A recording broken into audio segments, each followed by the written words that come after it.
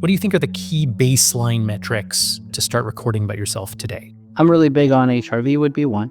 The second would be sleep pattern. So important that we get our hours in. I've gotten to the point where I put my sleep monitor on my phone, and every time I wake up, I look to see if I had enough sleep. And if not, I'm like, all right, let me stay in bed. Let me try to get back to sleep. Let me push myself. The third, even if you're not a diabetic, I truly think it's important to follow your glucose. And if you have the availability to do it, then man, do it. And then the last, I really think it's important to the activity levels. When this thing tells me, hey, it's time to stand up, I'm like, "Ugh, he or she, whatever this watch is probably supposed to tell me. And it's true. So I think if you can focus on those core things and really maximize them and really follow them, I think you can do really good.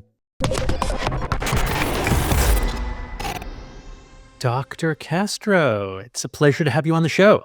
Honor to be here. Thank you for having me. Well, one of the reasons I was particularly looking forward to having you on is that you're one of my favorite kind of people when it comes to AI. I'm going to speak very broadly that as AI has captured the public consciousness, there are some people who go, "Oh my God, this is going to put me out of a job," and there are other people who go, "Oh my God, this could make everyone who does my job so much better." And I'm so interested in the takes of category two, people who are welcoming the future, not fearing it. And you're an extraordinary example. Someone who was right there at the forefront of experimentation with language models. Can they be used diagnostically? Is this something that could enhance healthcare? Um, Tell us about those experiments and what you're looking forward to next. Yeah, I got to give you the quick story. So November 30th, 2020. I always have to think about this. ChatGPT came out in 23, right? Yeah, 23. I'm literally in this office typing away and somehow ended up on ChatGPT and started asking questions going back and forth, and my mind immediately blew up. I remember acting like a little kid. I ran out of this office. I went to my wife. I said, "Oh my gosh, there's this thing called ChatGPT. It's going to change the world." And she's like, "What is ChatGPT?" And I said, "Well, all I know is I'm going to write a book on this, and I'm going to start literally today. And my goal is to launch this book." And within 3 weeks, I had that book ready to go, submitted for ChatGPT in healthcare, and it launched right away. And the reason I like sharing that story is when I saw the potential of AI, I thought this thing is going to help us in so many ways. And so, to your point, I love this technology. I thought, gosh, if I could give this to my doctor colleagues, if I give this to my patients and work with them, the amount of healthcare that they're going to get improved from where we're at today just blew my mind. Right, right. I mean, it seems like there's just an extraordinary shortage of talent, right? Like the amount of healthcare that is needed literally exceeds the supply of healthcare giving potential. Yes. To that point, by the year 2030, we're going to see a global shortage of 10 million healthcare workers around the globe. What that means is we got less and less people working and more people that are aging. And so the gap is getting bigger and bigger. And so I'm really worried that we need something. And in my mind, it's AI. That makes sense. And as you think about AI plugging that gap, are you thinking about like plugging the availability gap so someone talks to a virtual doctor instead of a doctor? Or do you think it's about enhancing the performance of the caregivers so they can, handle a bigger patient load? How does that play out in your mind? Yeah. Due to political reasons, I think the first low hanging fruit will be to augment, to supplement, to make me a better doctor. Mhm. I think we will see that, and that'll be easier to legislate and create those workflows. With that said, I'm really interested to see what the rest of the world does because I really think we're going to start seeing all these little things around the world that we're like, hey, why don't we have that here in the US? But to your point, example, I'm an ER doctor, 2 in the morning. I get extremely tired. I try my best, drink coffee. I do my best to sleep as much as possible. But the truth is, I'm human. And so if it's 2 in the morning and the stakes are high, I want to have something. And to me, that something is AI to make sure it's going through my data and saying, hey, Dr. Castro, in your differential diagnosis, all the possibilities of that disease, it could be X. And then for me to look at that and say, oh yeah, you know what? I'm kind of tired. Yes, there's no excuse, but yeah, I forgot about that one. Let me go back and order this lab, or let me go check X, Y, and Z. Wow. Now, it's obviously the case actually, like, thinking as a patient, one of the hardest value judgments I make is this serious? So I'm suffering, I have certain symptoms and I'm wondering if I should just ignore this or if I actually need to go to all the trouble to like get a doctor involved or go to the hospital, right? It's like this self pre-diagnosis. I'm running my own little differentials, but not informed by tremendous clinical practice. God, I sigh on that one just because as a doctor, specifically as an ER doctor, I worry that if one person goes down the wrong path and the AI hallucinates and dies, that's one too many. And I understand it's a bell curve of people. You may be an amazing person in the sense that you've studied medicine and you got it and you understand a certain amount of information. So it's a lot easier for you versus someone else that maybe has zero medical training or even reading up on it, not to put aside the medical training. And so when you get a chat GPT or let's just say any AI output and the other person gets an output, both of you guys look at it with different ways. You may discern and say, you know what? I don't know about this one. Let me really talk to a human on this one. And then another one, you're like, oh, this is minor. I don't really think it's a big deal. And you're okay with that. From a healthcare professional, I'm okay with other doctors using it because I know at the end of the day, they have a license by the state of wherever they're working and they've been vetted. And so they understand this new information, if it hallucinates or not, or if I should use that, and they can play with it better than the average person. Mhm, mhm, mhm. I've often thought, because I'm a hacker, right? I it's easy for me. I have the mental frameworks to think of the differential diagnosis process as being a flow chart, first Mhm. featuring information discovery and then seeking termination of this algorithm where like it's like I'm navigating a big tree and I'm trying to get to the final leaf that tells me what's going on. So in many respects that's how a lot of programming works. It's how a lot of Mm. debugging works, you know so like many hackers I've thought, I wonder if, software could actually enhance a tremendous amount of this process. Um, and here we are, but there's so much unexplored. What I mean is, when you think about the tools you have available to you in the ER, they're they're major capital investments, right? Your tools for diagnosis are things that had to be anticipated and installed in the hospital environment in the first place. Um, but we we're not at the end of human instrumentation. Like now I'm wearing smart devices. I've got a continuous time series of my heart rate going back now several years. It feels like a lot of that is useful, but hasn't gone through the social process of being incorporatable into medical diagnosis. So there's there's a lot of potential there maybe, or do you think it's just noise? Oh, no, I think there's so much information that we can tap into that we're not using. I Mhm. too wear a smartwatch. I'm holding back because I keep hearing rumors that Apple will have a wearable, and I'm waiting for a wearable ring because I'm thinking, you know what? When the Aura ring came out and they were in the Kickstarter phase, I went ahead and was Right. one of the first people to jump on it and any kind of wearable ring. So now, obviously, from the first generation to now, it's 10 times better. So I'm tempted to get it. I just know me, I'll get it. And then, like, Apple announced it'll be out here next month or something. But to your point, we have all this data points. And as a physician, the more information I get, the better informed decision I make, the better I am to my patients. And so when I look at the wearables and I see, now with Apple Intelligence and smartphones, how much information is here, I'm thinking, wow, what a gold mine when it comes to information. Because again, if you just mentioned your heart rate, if you have a heart rate of X and it changes either up or down, then I look at you as an individual and say, okay, why did that number change? But then if you're giving me more data points and say, well, my average sleep this month has gone down, my HRV went down, my heart rate went down, or rather HRV the other way, yeah, down. then I'm able to look at it globally and say, okay, wait a second, what happened? But again, to your point, you're wearing the wearables, you have the phone, you have the ring. Now I can really look at you holistically and saying, okay, outside of just doing a little blood test or x-ray or whatnot and physical exam, now I can create this. The analogy today would be blood pressure. Mm. Patients come in with high blood pressure, but I may be wearing my white coat and that may jack up their high blood pressure. So I say, hey, Right.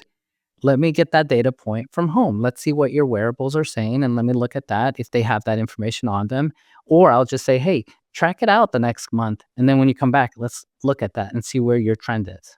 Right, right, right. This has been something I've become obsessed with since the earliest days of Fulcra. It's just using the devices in my life to understand what is normal. Like the fact is, I, like most human beings, aren't really good at noticing subtle changes over time. Um, So, because I'm adapting to my environment, which is a good thing, but because that adaptation is happening all the time, slow drifts in like my heart health, how I'm sleeping are like just really, really hard to notice. So it took a tremendous amount of effort to figure out just what is normal for me, and then to train even the simplest data science um, tools, the simplest of algorithms to surface to me what's weird about this week. What's out of band. Um, so I think there's quite a bit of potential there, but it feels, I don't know, it feels like a frontier, and it feels like a frontier that is open to dangerous levels of optimization. You can instrument yourself in a bazillion ways. You can spend an infinite amount of money. It's like spending money on security. What do you think are the key variables? So many of those who tune into the augmented life are people who've got spending power, are interested in adopting new technology that their future selves will be thankful for. What do you think are the key baseline metrics to start recording about yourself today? Yeah. I'm really big on HRV would be one. The second would be sleep pattern. So important that we get our hours in. Uh, I've gotten to the point where I put my sleep monitor on my phone, and every time I wake up, I look to see if I had enough sleep. And if not, I'm like, all right, let me stay in bed. Let me try to get back to sleep. Let me push myself. Uh, the third, even if you're not a diabetic, I truly think it's important to follow your glucose. And I know that there's now a what is it? You don't have to write a prescription to be able to follow your glucose, Yeah, which like I'm the really Stella. excited. Yeah. Yeah, I'm so happy they did that because we should have been doing this years ago. There's no reason to write a prescription. That should have been available. If you have the availability to do it, then man, do it. And then the last, I really think it's important to the activity levels. When this thing tells me, "Hey, it's time to stand up," I'm like, "Ugh, he's he or she, whatever this watch is, probably supposed to tell me," and it's true. So I think if you can focus on those core things and really maximize them and really follow them, I think you can do really good. Ooh, all right. So let me drill down into specifically CGMs. If you're not diabetic, you just want to gather baseline data so that you understand yourself better. Um, wh- how often should we be doing this? I think the typical CGM lasts for, it's somewhere between 7 to 10 days of data collection. So should I be doing this once a month, once a season? That's a hard question. I'm gonna sound like a politician and say it depends. It depends on you. If you are an athlete and you really want to fine tune and you're working for a marathon and when seconds count and you really want to make it, I would say 24/7 because you want to know when you eat, when you get stressed, how your body reacts to certain foods so you can really optimize that right sugar level. If you're pre-diabetic and you're on a mission to lose weight, then I'd say, well, it's almost the beginning. I'd almost encourage you to do it longer. That way you can get more data and then know that, hey, I've learned a lot about myself. There's certain foods I didn't realize when I went out and ate sushi with my wife because she loves it. My sugars get jacked, and I try not to eat the rice and I try to eat other things, but my sugar really takes off. As opposed to there's other sugars that I can have that they're not good for you, but doesn't do anything much to my sugar. So I'm learning that, okay, I can do a little bit of this, I can do a little bit of that. So to my point, I would say at the beginning, maybe a little longer. And then once you have the trends and once you have it, then you know to get off. But for me, it's really scary if you're pre-diabetic. And so I would say really try, if you can, use it longer to really dissect that out to get you down to the right way, to get you to the right food habits. And that way, if you can get normal, then at that point, I'm like, all right, I think you learn how to eat and what to eat and not to eat. Right. One of the things that blew my mind in my own self-experimentation with CGMs was seeing my glucose spike in response to heat stress. So like being outside in the summer, not a high level of exertion, right? Sunbathing style of exertion. My glucose would spike. So I played around with this. I got into the shower, got into the sauna. I was like, oh my God, it's heat. This is wild. Not something I would have noticed if I had only worn the Mhm. CGMs in the winter. Yeah. It's amazing. And I truly think my favorite phrase for this year, we don't know what we don't know. So the more we know, the better we know. A quick example, 30 years ago, if I grabbed a cigar, started smoking, you'd be like, okay. If I do that today, you're like, what the heck is he doing? And so with that analogy, imagine us understanding new information and knowing that we should do X and Y. Now that I understand, now I won't be smoking. So fast forward, maybe there's something that I'm doing today that I will not be doing in the future because now I know. Right. Right. Yeah, exactly. Yeah. Yeah. I've often thought that this applies in the reverse as well, where there could be essentials that we just haven't discovered yet, right? Like our understanding of essential vitamins and minerals is just not that old. So absolutely no one could have told you to get enough vitamin C before vitamin C was isolated, right? So who's to say that we're done? Like, did we discover literally all of the vitamins? How do we know? It's not like the universe has sent us a letter, like, "You're done with this, move on." Yeah. And to your point, I know that in our periodic table, they're saying that with AI, we'll probably discover new elements that we didn't even know existed. That's elements that we thought we knew them all, but there's more coming. Right, right. Yeah. Ah, that I love that. So, all right, so let's skip ahead. We're assuming that, um, coming discoveries start filling in some gaps, which themselves can lead to new healthy lifestyle behaviors. You've been experimenting with AI in the aiding diagnosis. What else are you excited about coming down the pike in terms of AI augmentation in your field? For me personally, I love just getting more information and how easy it is to take huge amounts of data and then using AI to explain it to me. For example, if I took your genetics and I did your entire genome and I try to memorize all the genes that are out there and this came out and this, it would be impossible for me to know all of these genes from you and then figure out how to tie it. But if I could use AI to take all of that information and then tell me, hey, gene X, he actually is a candidate, then to be able to be a doctor and be like, okay, here's what we can do. I'll give you a real example. I found out that, I know my grandfather, he's still alive and he has macular degeneration, but he has the type that when I did my genetic test that I have the same.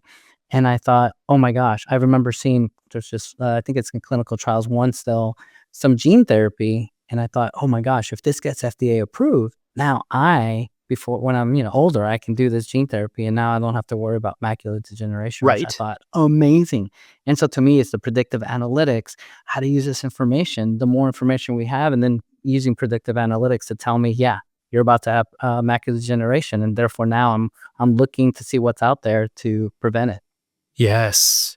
Ooh, I'm looking forward to a future that's that multi-dimensionally informed as well. It seems like there's a lot of good research in connecting particular behaviors now to certain genes. Obviously, personal gene sequencing got a lot more accessible, but there's something missing to connect the dots. Like I I'm certain that a genetic analysis of me would be able to predict, some kinds of workouts are going to be more effective for me than others. But I can't even like get that advice, you know? There's yeah, there's a middle piece that's missing.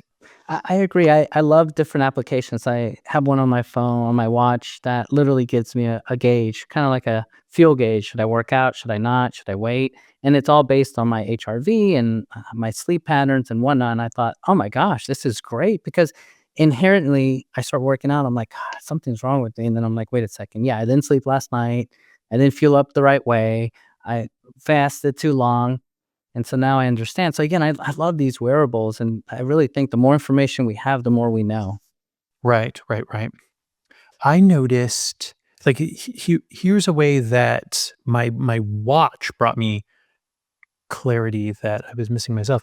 I um I started drinking more alcohol during the pandemic lockdown, not really in the form of like a large number of drinks at once, but just an increase in regularity, right? So I was ending the workday with a cider or wine much more frequently than usual. Um, but but not in a way that seemed to ring any alarm bells for me. But once I started recording my HRV and had like reliable time series, um, I I started doing some A/B testing that's just around like alcohol consumption, and I noticed a significant difference in HRV between having, for instance, 2 glasses of wine, one and a half, 1 or a half. Like statistically significant differences at that level. It blew my mind. I I couldn't believe such a small amount of alcohol consumption had this measurable difference on my heart health. And what would be interesting is to try different alcohols and see I if know, there's one right? that's better Yeah. than another. So that way, when you pick your poison, pick which one's better. Yeah, for instance, a confounder across different alcohols is just, residual sugar. So right now I'm recording an entirely new baseline where I haven't had any alcohol at all, and I'm laying down a baseline of lowest resting heart rate in the night and HRV. And then yeah, I was thinking about doing like vodka, like just a small amount of vodka at like different points, um, even like different times. But that'll be my like zero residual sugar experiment, Hmm. and then we'll try wine. And yeah, I'm doing this all for you. I'm taking I love it. Love it. taking the hard shots for the data no one else will get. No pun intended. I may have a shot with you too.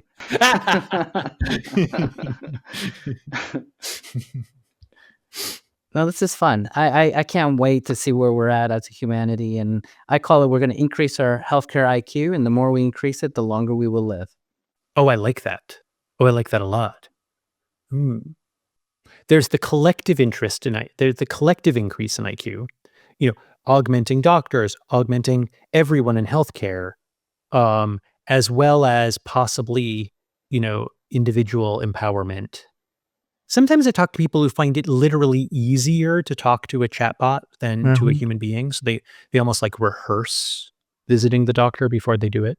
Actually, I love that you said that. For my patients, I made a free little GPT, and all it's supposed to do is you're not supposed to put any medical data. I mean, identifier, HIPAA identifiers. But you say, I have hypertension, diabetes, and let's just say, to your analogy, I'm not sleeping, I'm drinking a little bit more. Then the whole idea is that before you come see me, it lists out all the questions.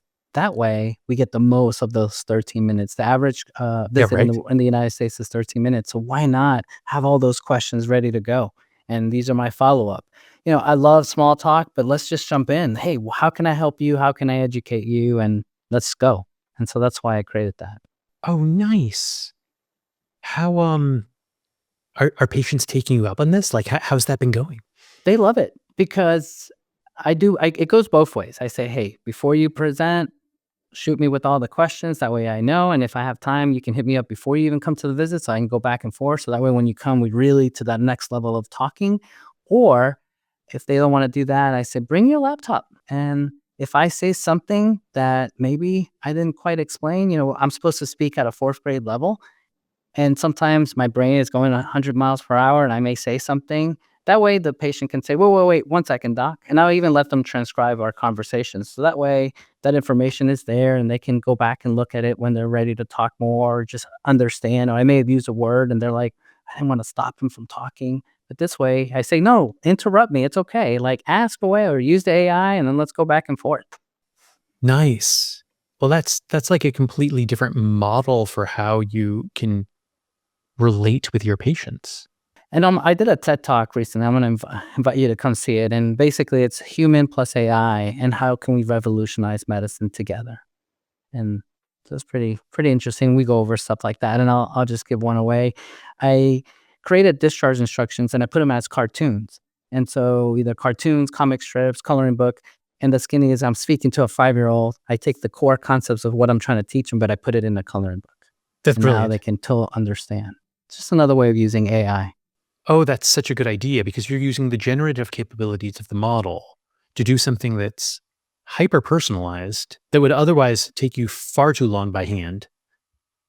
That's that's an excellent example of extending basically your care load, right? Like you're that's so cool.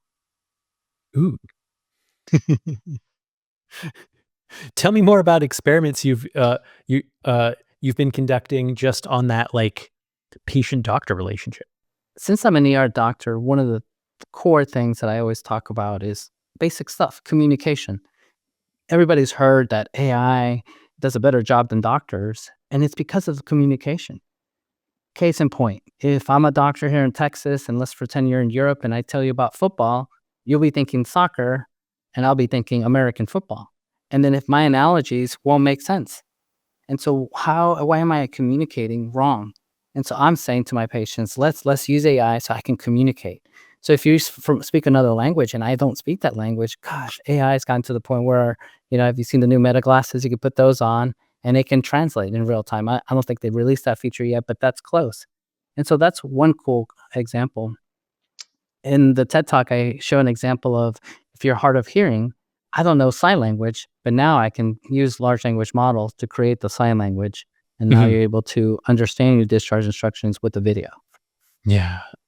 Oh, I like this. Are you seeing any now, the what really, I think the right way to ask this is like a wish list question. So, you get to spend on average 13 minutes with a patient, you send them out the door, and every time you send them out the door, I imagine you're sending them with hope that they'll do what you suggested, hope that they'll recover in the expected way. What do you wish you could see? What are the ways in which you wish you could have like that after visit visibility with patients that would really help you as a doctor? Yeah, this to me, we need to move away from reactive medicine Mhm. and be proactive. So that after I seen you, I have access to your dashboard. So I can look at your sleepable, your data, your sleeping, your HRV, all that information, and let me look at it and create some parameters that if I see X or Y, I can address. I can call you, I can text you, and then I can really work with you. Case in point, we have some patients with congestive heart failure, and just think of it as their heart just becomes really enlarged. And if they drink too much water or salt, it gets to the point where it stops pumping well. Well, we trace that with wearables. We're able to trace their weight and their diet.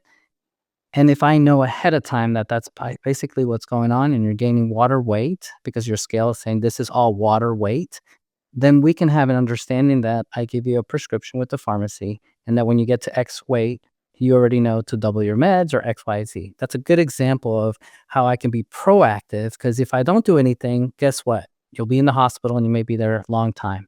And so now I'm able to be proactive. That's extremely inspiring. Like, I guarantee you we're gonna work on that at Fulcra. I love that vision, and I do feel like there's got to be a way that we can use the increasing ubiquitousness of these kind of consumer devices to to shine that aftercare light and keep the relationship going and empower proactivity over disease-based reactivity. Exactly. I think sometimes even just knowing that feeling seen almost by itself reinforces positive behavior. Do you know what I mean? Oh yeah. Like if I know that you have the ability to look after me, I'm probably gonna be on slightly better behavior. And what comes to mind is the patients tell me, "Don't look at the scale." And I'm like, "Well, but I know what the weight will be. It's gonna be on a chart in a couple minutes." "Oh, yeah, yeah, but I don't want you looking at me when I'm getting weighed in." I was like, "Okay, I see. I won't look." It's interesting 'cause it's to your point, we're observing. The other thing you said that was quite interesting, among many things, is that whole conversation where bots can go back and forth and a patient rather be with a bot than a human, and I don't take offense to that. I see it 2 ways. 1, maybe the bot's explaining it a little bit better. 2nd, there's some things that we don't want that doctor eyes to be able to say, "Oh my gosh, she said that." Even though I'll look at the transcript and go through it, but it's just that intimacy level. It's interesting. And so, big picture, I respect it. If anything, whatever it takes to get you the best outcome, I wanna do. Yeah. Yeah. Yeah. Yeah, I think there's something counterintuitively empowering about there being a delete button. Do you know what I mean? Yes. You can have a chat and then you can erase it afterwards. Very hard to do that with a person. Yeah. And I do wanna add another thing that I'm led to say. Mm. If you have the wearables and you're getting that information, you wanna make sure that that healthcare provider is on the same wavelength, so that you can have that culture, and so you have that doctor that really understands HRV, that can take it and say, "Okay, you know what? Yes, this is important." I'm not discounting other doctors in any way, I'm just saying if you see a certain future and you're trying X and Y, you may wanna have a doctor that compliments you, that shares that vision, that culture, that's thinking proactive and saying, "You know what? Yes, I saw this study. You know what? Yes, I haven't heard of this, but let's learn together and let's see how I can give you the best health." Right, right, right. I wonder if I mean, my understanding is things can go the wrong way and people classically are misinformed by, you know, Googling about their symptoms before visiting the doctor, right? I have a headache, therefore it must be a brain tumor. Yeah. Um, but the internet is full of clickbait because it's ad funded. The so you optimize for getting clicks, presumably telling that you have a tumor is a little more clickbaity than suggesting that you need an aspirin. So it's possible that almost misempowerment um, is allayed by AI, which doesn't quite have those incentives. Yeah, I hesitate and take a deep breath on that one because I worry that AI speaks so well, sounds so convincing that when you look at a Google ad, you're like, "Oh, this was clickbait. Oh, there was sponsored. Oh, this was the second paragraph tells me I need to go to this company." I'm like, eh. Whereas ChatGPT is very focused on you, and the more you speak to it, the more it really molds the words towards you. Right. And so I'm worried from a hallucination point of view that if it gives you the wrong information, that you'll believe it. Right. Right. It is more believable in its bullshit. Yeah. Yeah. And then I'll just throw in a little ethical question in the future. The IQ of this thing is getting better and better. And in the near future, it'll get to a point where no human on earth will know if that is hallucinating or not, because it'll be at such a level that the handful of people that exist that have that kind of IQ don't have a high enough IQ to understand that level. Right. Right. Right. So it'll be Yeah. interesting. Plus it takes energy. Like debunking takes work, right? So the AI can sort of exhaust all of the energy of the debunkers and Mhm. still has GPU cycles to spare. So it's not even a question necessarily of relative intelligence. It can also just be a question of relative energy. Yeah. Well said. Love it. Are there any near term innovations that you're looking forward to um, that we should put on our radar for being more proactive about our own health? The what's in the middle? I'm looking forward, frankly, to home CRISPR, Yes, please. I want to do some gene editing, but between now and then, there's probably some good like incremental innovations that are going to be a little bit easier to adopt. Um, I'll tell you right now that I have my fingers crossed for um, a wearable CGM. I'd love I, I'd love to get rid of the little pokey bit. What are you looking forward to? Actually, I'm on the same page. I want a wearable that tells me my sugar because that'd be great. Because then I mean, not that the wearable hurts. It's just a little thing, but it'd be nice to just have something that you can wear. It just makes I sense. know, right? Nothing to throw away. Yeah, to me, I'm really stoked about edge technology. Specifically, I don't have my glasses. I have these fun glasses that I put on, but imagine glasses that have AI paired, and in real time, if I have whatever I'm eating, it knows, and I don't have to take a picture, and it just can start accumulating data. And now I don't have to be Yes. like, what is it, MyFitnessPal? I have no shares in them or anything like that, where it knows. And so throughout the day, it's almost like recording everything. And I know so many people are like, whoa, that's too TMI. But no, I think that'd be great because now I have another data source of what my food is. And then let's take it to the next level. What if it's seeing what I'm eating, and then by the time dinner, be like, okay, Harvey, you have way too many carbs today. We need you up your protein. I suggest the following meals. And then I'm looking at my menu and it's saying, okay, of the menu, this one, you need to order this one. How nice. I would love that decision And support. we're not far from there. We're really not. It's just a matter of putting it together. I'm in my mind as a doctor, I'm combining AI and doctor, and how can I create some fun stuff to put it all Right. together? Nice. I'm looking forward to the longitudinal studies made possible by exactly that kind of breakthrough. So imagine that I start recording everything that I eat. Other people do as well. Many people like me are also sampling the microbiome of their gut. Hmm. I want to know, how does my microbiome compare to someone else who eats substantially the same, right? Like imagine that we're different even while our diets are identical. That would suggest environmental causes or genetic causes. It'd be so nice to be able to, either rule out diet or show that diet makes all the difference. Yeah.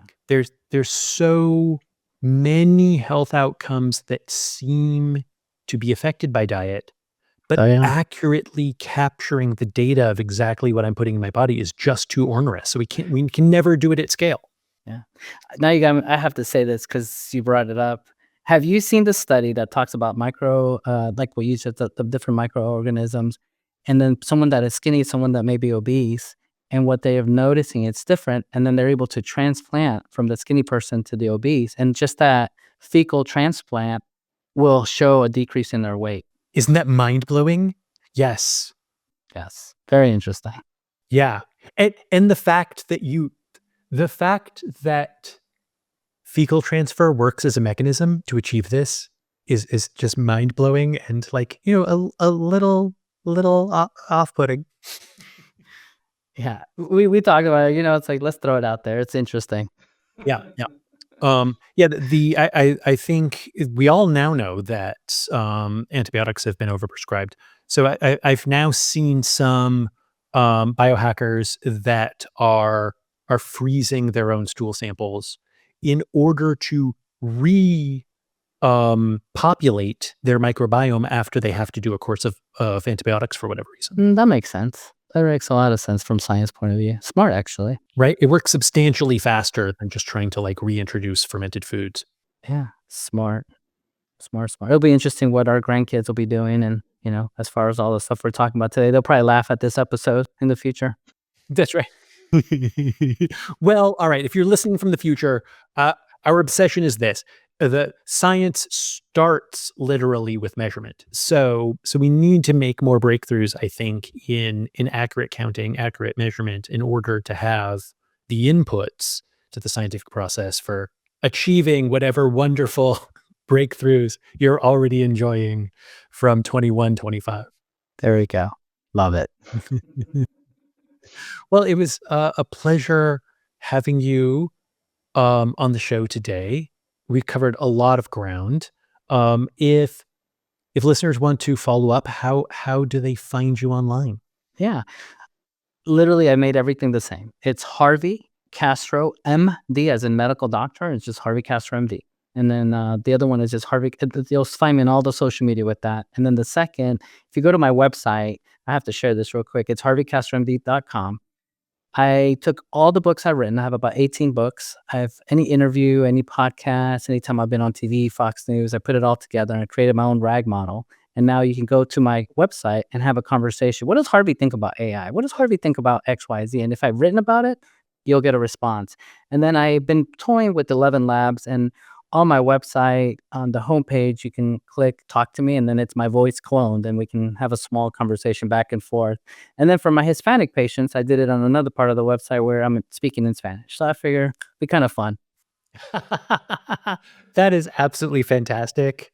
I hope you inspire some of our listeners to make their own rag-based clones. That's an absolutely marvelous idea. I love it. All right. I'll be sending some of my podcast follow-up questions to your There we go. self-hosted rag model. Sounds awesome. Well, thank you so much for having me. It's an honor, and I appreciate it. Thank you.